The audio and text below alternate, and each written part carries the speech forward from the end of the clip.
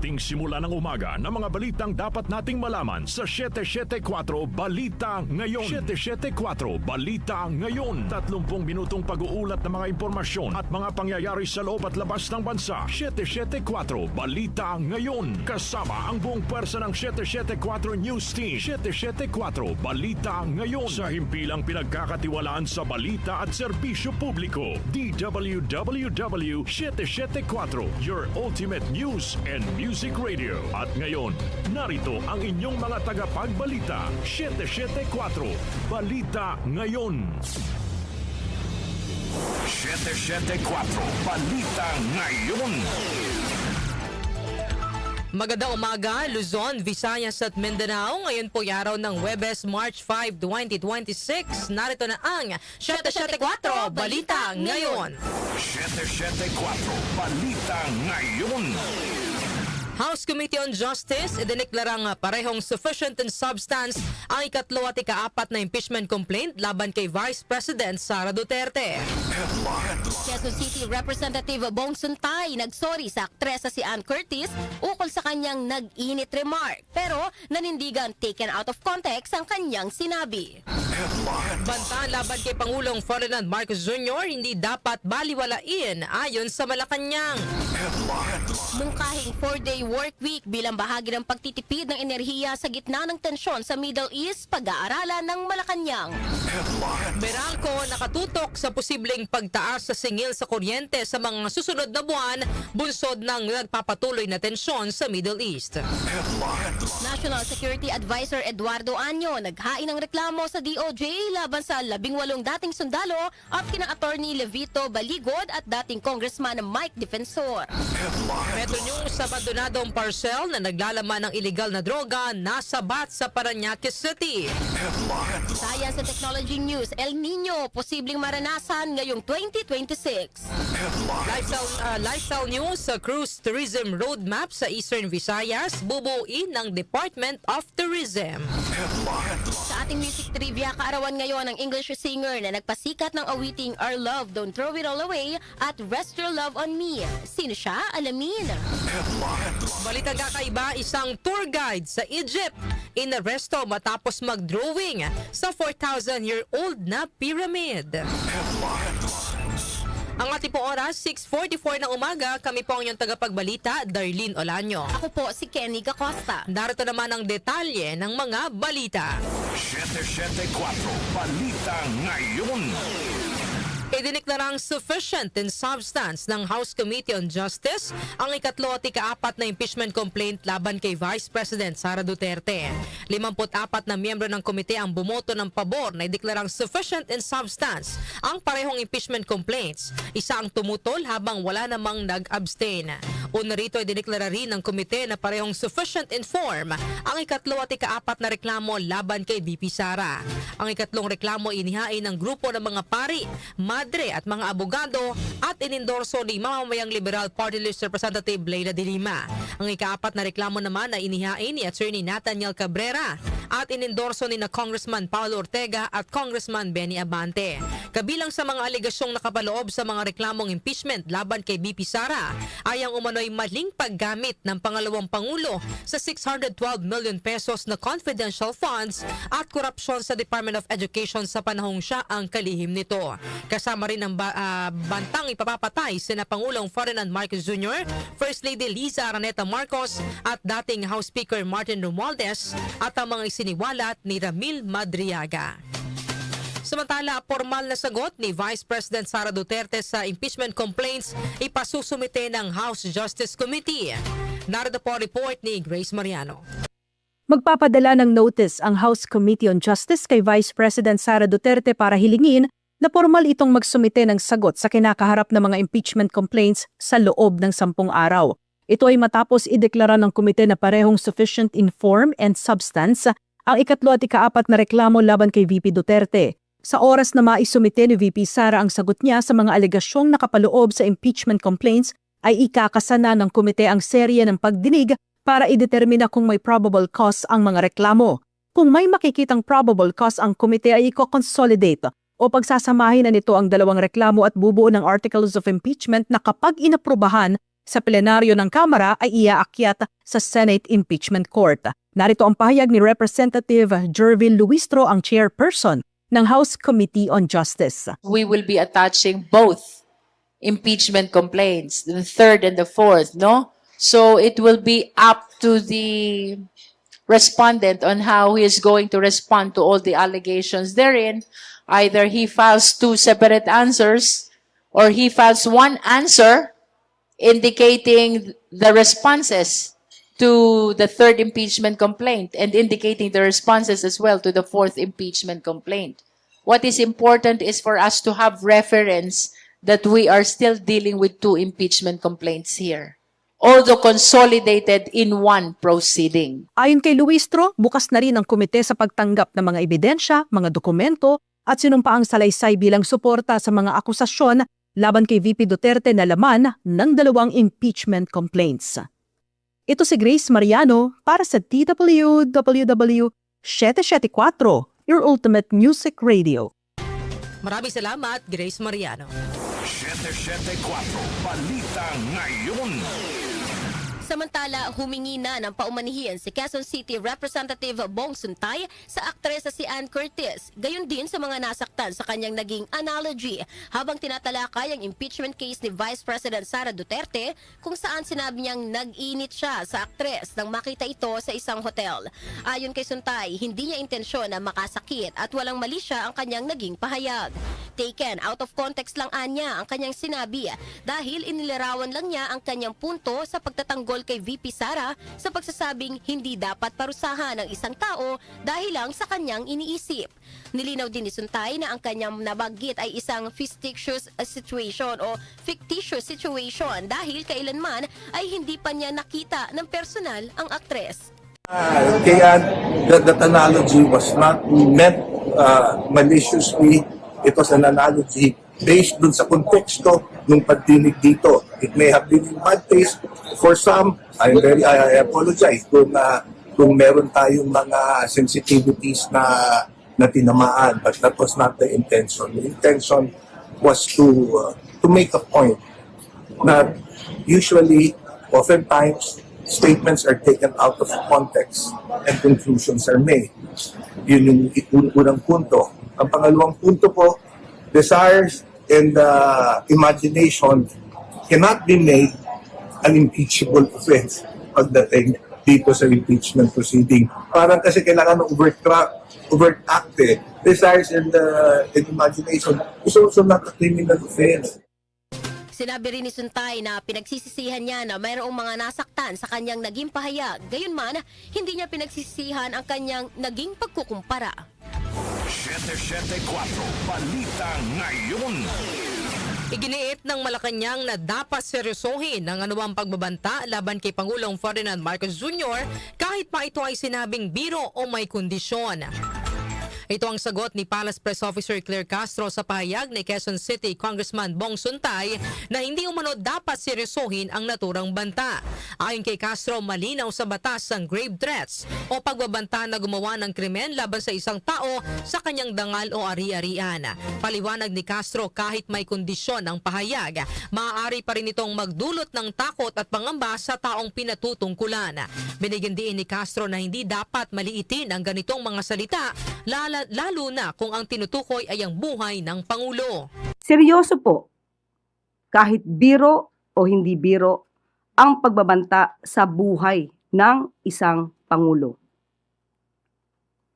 Kung sa ibang tao, o sabihin na natin, doon sa mga nagsasabing hindi seryoso ang mga salitang patain mo ang isang tao kapag or I will kill you if. Kahit ano pa ang kondisyon niyan. Nandoon ang pagbabanta, nandoon ang pag-create ng fear and anxiety in the person being threatened. Nandoon ang intimidation. Kung sa pamilya kaya nila ito gawin, tumawag ang isang tao at sabihin,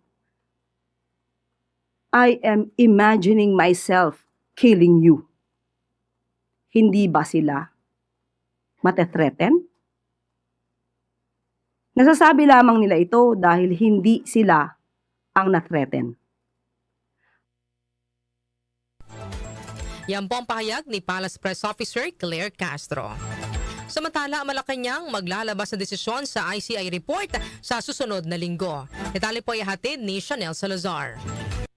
Posibleng ilabas na ng Malacanang sa susunod na linggo ang desisyon nito kaugnay sa report na Independent Commission for Infrastructure. Ito ay matapos isumite ng komisyon ang mahigit 1,000 pahinang accomplishment report sa palasyo. Ayon kay Palace Press Officer Claire Castro, inirekomenda na sa Office of the Executive Secretary na aksyonan na ang ulat. Saklaw ng report ang resulta ng 3 buwang investigasyon ng ICI sa iba't ibang infrastructure projects ng pamahalaan kabilang ang flood control projects. Kapag nailabas na ang desisyon, malalaman kung magpapatuloy pa ang komisyon o tuluyan na itong bubuwagin. Ako si Chanel Salazar ng DWWW 774, your ultimate music radio. Maraming salamat, Chanel Salazar. 774 Balita Ngayon. Sa iba pang balita, pag-aaralan ng Malacanang ang mungkahing 4-day work week bilang bahagi ng pagtitipid sa enerhiya sa gitna ng posibleng epekto sa bansa ng nagpapatuloy na tensyon sa gitnang silangan. Ayon kay Palace Press Officer Claire Castro, maaring ikonsidera ng pamahalaan ang panukala, lalo na kung lalala pa ang sitwasyon sa Middle East. Gayunman, nilinaw ni Castro na wala pang formal na talakayan tungkol sa pagpapatupad nito sa ngayon. Matatandang ipinatupad na rin ang 4-day work week at work from home arrangement sa ilang tanggapan ng pamahalaan noong kasagsagan ng COVID-19 pandemic. Nauna nang naglabas ng direktiba si Pangulong Ferdinand Marcos Jr. sa mga ahensya ng gobyerno at sa publiko na magpatupad ng mga hakbang sa pagtitipid sa enerhiya. Samantala, Senador, mas pabor na unahin ang suspensyon o pagbawas sa fuel excise tax. Isa namang senador, isinusulong ang bawas sa VAT ng langis. Conde Batak sa report. Iginiit ni Senator J.V. Ejercito na mas dapat na unahin ang hiling ni Pangulong Bongbong Marcos sa Kongreso na bigyan siya ng kapangyarihan na suspendihin o tapyasan ang excise tax sa oil at petroleum products. Sa gitna na rin ito ng pahayag ng Palasyo ng Malacanang na pag-aralan ni Pangulong Marcos ang panukalang 4-day work week para maibsan ang epekto ng pagtaas ng presyo ng langis sakaling tumindi ang tensyon sa Middle East.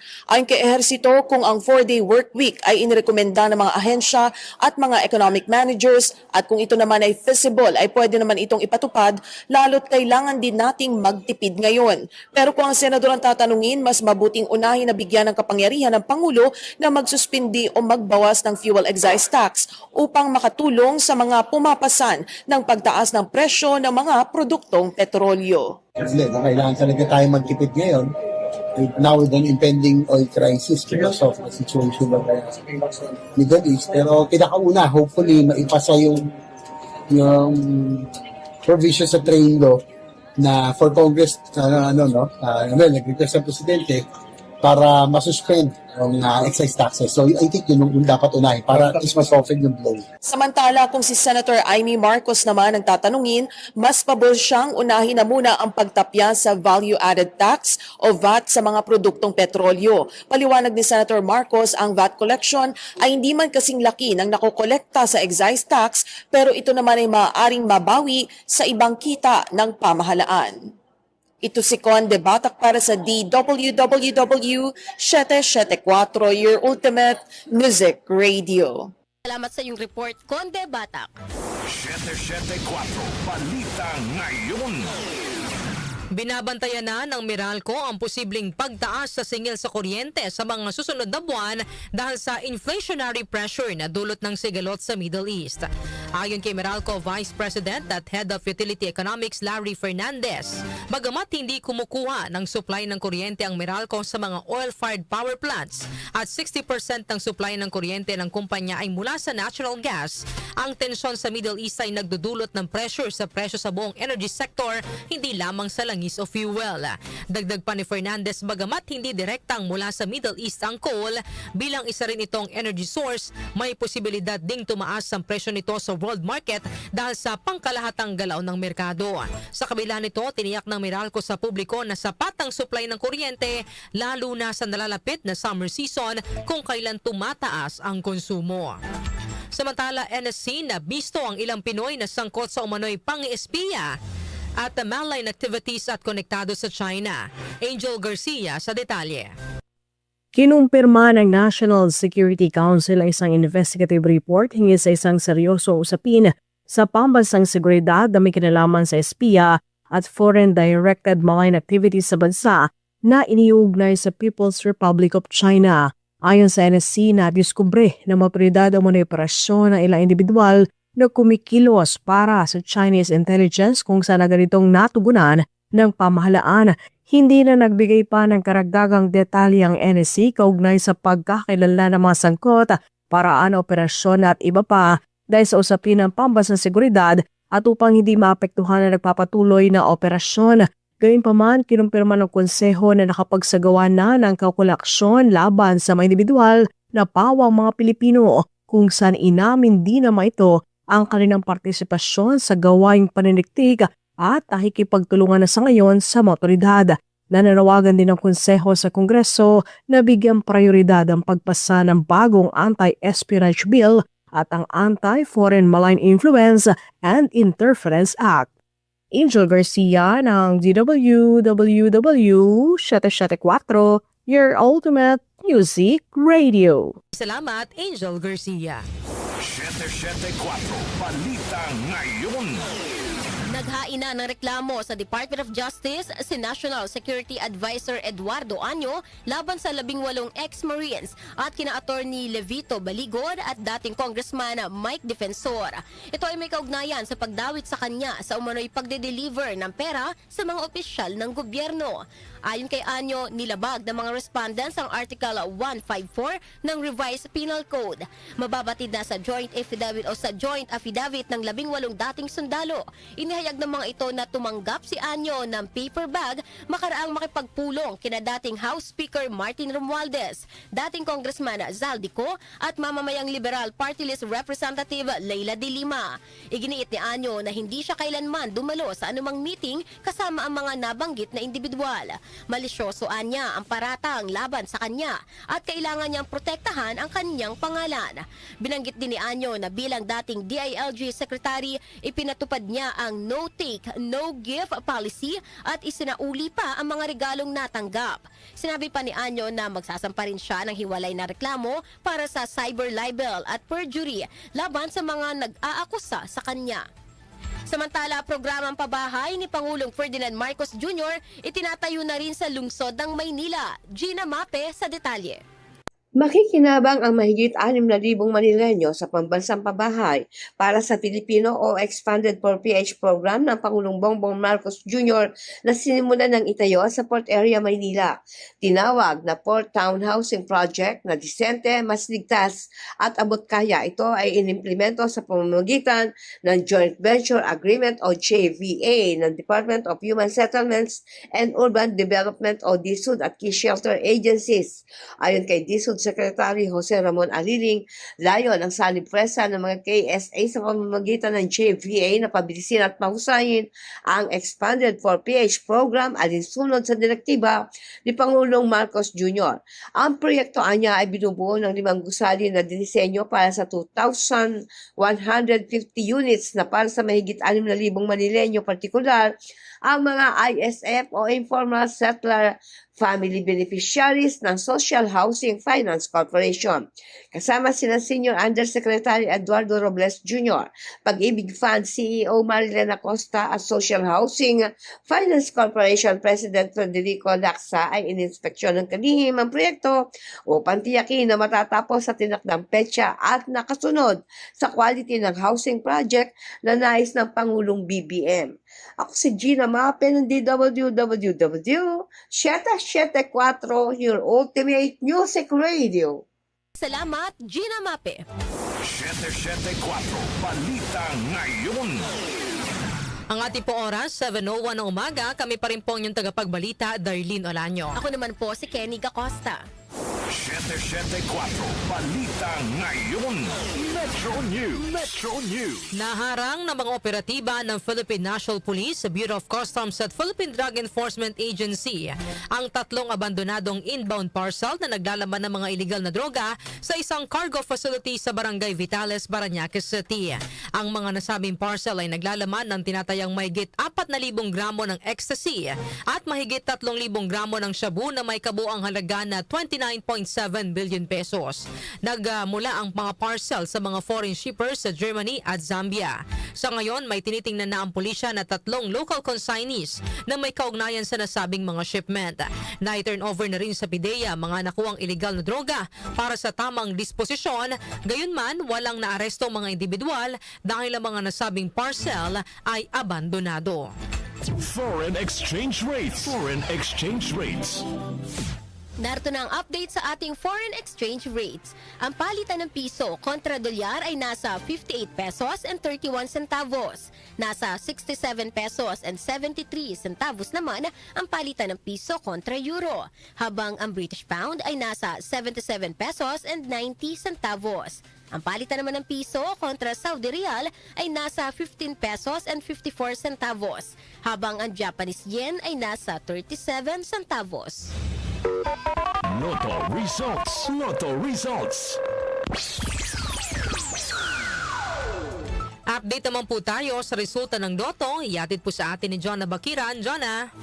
Narito na ang mga lumabas na winning combination sa Grand Lotto 655 na binola kagabi March 4, 33, 13, 44, 50, 47 at 42.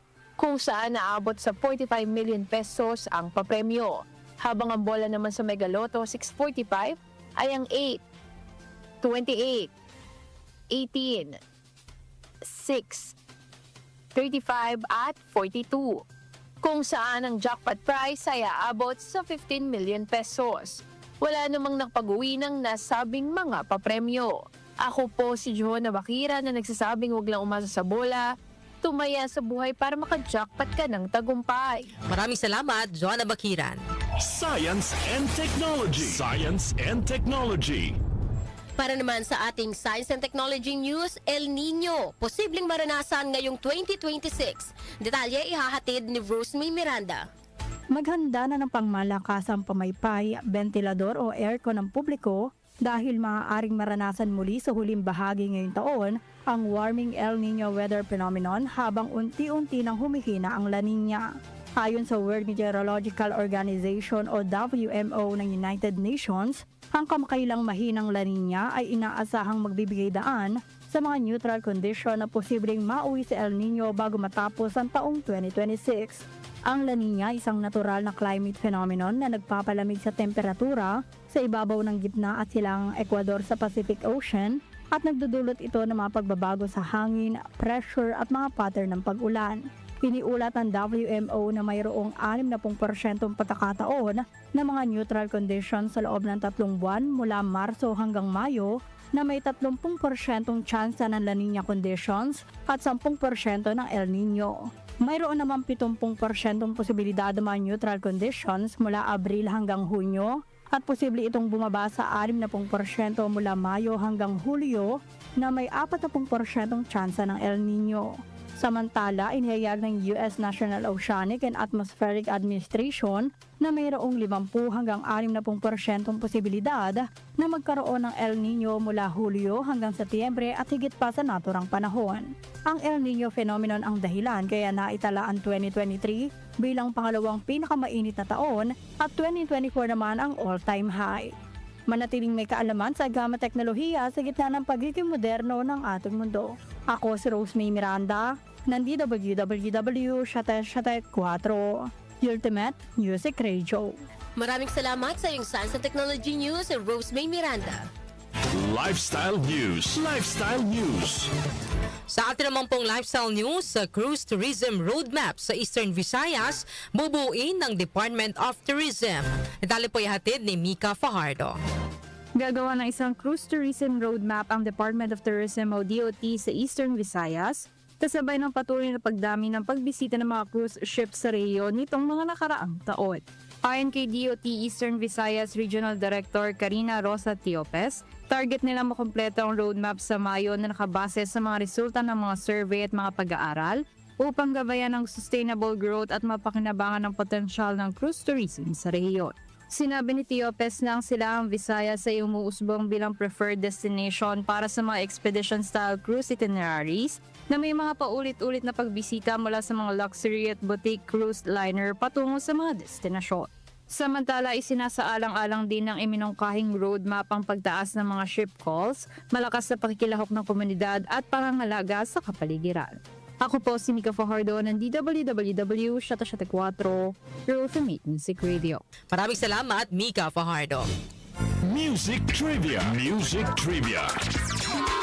Para naman sa ating music trivia, ngayong petsa na ito, March 5 taong 1958, isinilang sa England ang singer-songwriter na si Andrew Roy Gibb o mas kilala na marami bilang si Andy Gibb. Si Andy ang nakababatang kapatid ni na Sir Barry, Robin at Maurice Gibb na bumubuo ng grupong Bee Gees. Noong 1976, sa edad na 18, kasama ang kanyang asawa na si Kim Reader, lumipat si Andy sa US at doon siya mas nakilala matapos ilabas ang kanyang unang album na may titulong Flowing Rivers, kung saan kabilang ang mga awitin na I Just Want to Be Your Everything at Love is Thicker Than Water, na kapwa nag-number 1 sa top 20 ng US Hot 100. Ang kanta na Our Love, Don't Throw It All Away ang ikalamang single ni Andy na napasama sa US Top 10 Singles at naabot ang number 9 spot sa Billboard Hot 100 chart, habang ang awitin naman na Rest Your Love on Me ay unang kinanta ni Andy sa Music for UNICEF concert noong January 1979 kasama si Olivia Newton-John, hanggang sa isama na rin ito sa ikatlo niyang album na After Dark. Maliban sa pagiging singer-songwriter, pinasok din ni Andy ang hosting noong 1980s kung saan naging co-host siya ng American music television series na Solid Gold, habang naging performer o umarte rin siya sa mga theater productions gaya ng The Pirates of Penzance at Joseph and the Amazing Technicolor Dreamcoat. Noong March 10, 1988, 5 araw lamang matapos ang kanyang ika-30 kaarawan, isinugod sa isang ospital sa Oxford, England si Andy Gibb dahil sa pananakit ng dibdib, at ang araw din na yon, pumanaw siya bunsod ng komplikasyon sa drug abuse. Balitang kakaiba. Sa atin namang balitang kakaiba, isang tour guide sa Egypt inaresto matapos mag-drawing sa 4,000-year-old na pyramid. Narito po ang detalye ng balitang kakaiba, ihatid sa atin ni Doc Justin. Good morning! Yes, good morning mga kanyusik. Narito nating balitang kakaiba ngayong araw na ito. Dinakip ng mga pulis ang isang tour guide sa Egypt makaraang mahuling nagdodrawing ng stick figure sa pader ng 4,000-year-old na pyramid of Unasa. Nangyari ito habang may kasamang mga turistang lalaking tour guide. Sa kumalat na video sa social media, makikita ang lalaki na nakayuko at nagdodrawing ng stick figurine sa outer casing ng pyramid. Sinubukan palang lalaki na burahin ang kanyang irinowing, ngunit nag-iwan pala nito ng marka. Agad nagsagawa ng investigasyon ng Egypt's Interior Ministry matapos mag-viral ang video at matukoy ng Antiquities Inspector ang pagkakakilanlan ng guide. Inamin naman ng lalaki ang kanyang ginawa. Agad namang tinanggal ng mga restoration specialist ang graffiti upang maibalik sa dati ang itsura ng pyramid. Ang pyramid ng Unas ay tinuturing na makasaysayan dahil dito matatagpuan ang pinakaunang pyramid text o mga sinaunang spells para sa kabilang buhay. Nako, yan sinasabi natin, respetuhin natin yung mga, lalo na sa mga museum, kasi preserve yan para maipakilala pa sa mga susunod na henerasyon. Kaya kung wala tayong disiplina, huwag tayong pupunta sa mga pyramid at mga historical places, no? Kasi baka mabura natin ang kasaysayan na hindi na kailanman maibabalik. Alright? Sige, yan ating balitang kakaibang ngayong araw na ito. Ako si Doc Justin. Just out na ko. Thank you. Maraming salamat, Doc Justin, para sa ating balitang kakaiba.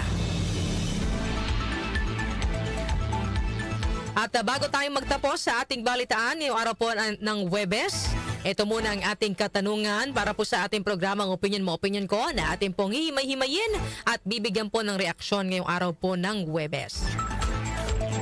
Ano ang masasabi ninyo sa nag-init remark ni Congressman Bong Suntay sa aktres na si Ann Curtis? Dapat ba siyang sampahan ng ethics complaint? Yan, mainit-init na usapin ito, Kenny, no? Talagang umaani ito ng kaliwat kanang batikos mula sa mga netizens at iba pang mga personalidad. Correct. Kasi talaga naman, totoo naman sinabi niya, nakakapag-init ng ulo. Diba?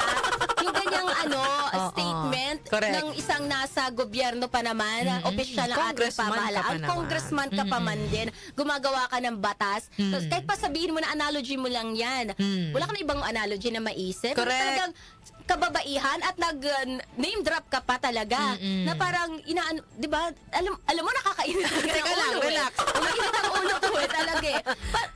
Kahit po ano pang sabihin nyo, nag-sorry naman.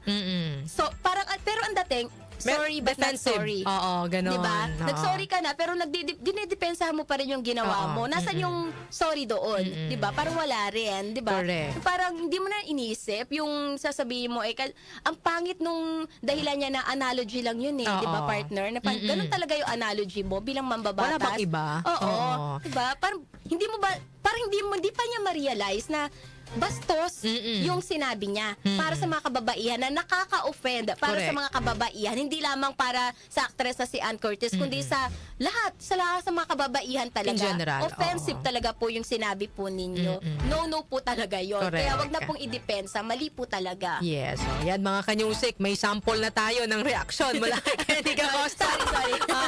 Pero for sure, kasi Kenny, no? For sure, ganyan din talaga yung naging reaksyon ng Oo. ating mga tagapakinig, no?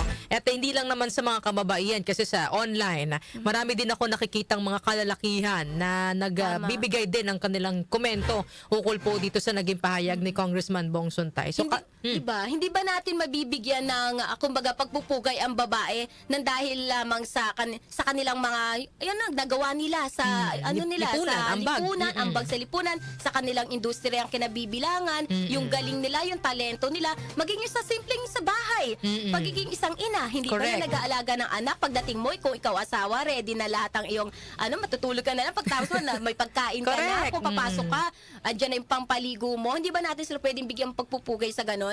Sa ganung paraan talaga natin sila bibigyang talaga, babanggitin yung pangalan nila, pagkilala, ganun ba correct. yun? Tsaka naturingang Women's Month ngayong Marso. Yung pa, no? partner. Nataon pa, di ba? Nagkataon pa mang Women's Month ngayon, Oo. tapos ganyan sa panglulubak sa mga kababaihan ang naging pahayag po ninyo.